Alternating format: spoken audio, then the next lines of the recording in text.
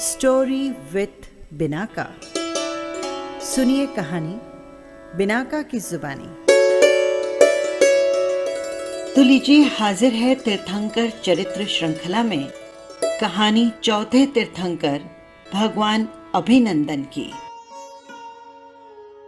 मंगलावती नगर के महाबल राजा होकर भी बहुत ही सीधे और विनम्र व्रती के थे। लोग उनका आदर और प्रशंसा करते तो वे सोचते मुझ में ऐसी कोई भी योग्यता नहीं, न कोई विशेषता है, फिर भी ये मेरी प्रशंसा क्यों करते हैं।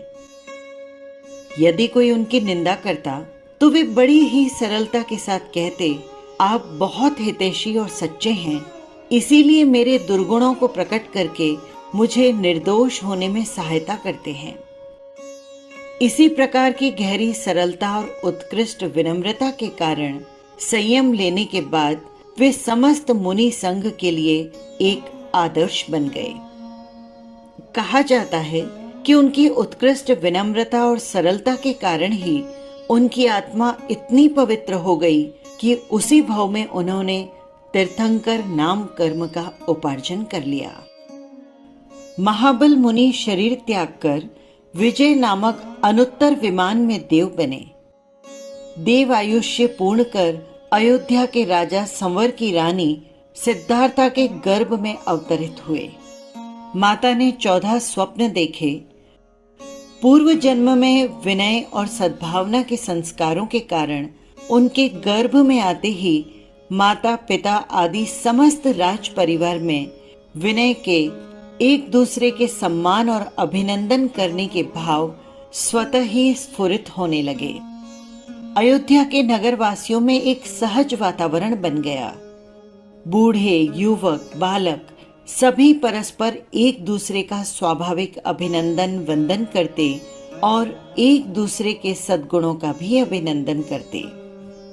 विद्वान ज्योतिषियों के पूछने पर उन्होंने बताया कि ये सब रानी के गर्भ में पलने वाले महापुरुष का ही प्रभाव है। एक भाग्यशाली व्यक्ति के पुण्य परमाणुओं से लाखों लोगों के मन प्रभावित हो जाते हैं। माघ शुक्ला द्वितीया को पुत्र का जन्म हुआ। जन्मोत्सव पर राजा ने प्रजा को बताया, इस पुत्र के ही गर्भ प्रभाव के कारण समूचे राज्य में अभिनंदन और आनंद की प्रवृत्ति में सहज रूप से वृद्धि हुई है, इसीलिए इस पुत्र का नाम रखते हैं अभिनंदन। युवा होने पर उनका राज्य अभिषेक हुआ। फिर वैराग्य हो जाने पर संसार त्याग कर उन्होंने दीक्षा ले ली और तत्पश्चात कैवल्य ज्ञान को प्राप्त किया। फिर सुदीर्घ काल तक धर्म प्रचार करके लाखों जीवों को धर्म का प्रतिबोध दिया और अंत में वैशाख शुक्ल अष्टमी के दिन संवेद शिखर पर 1 मास के अनशन के पश्चात अपने शरीर को त्याग कर निर्वाण को प्राप्त हो गए।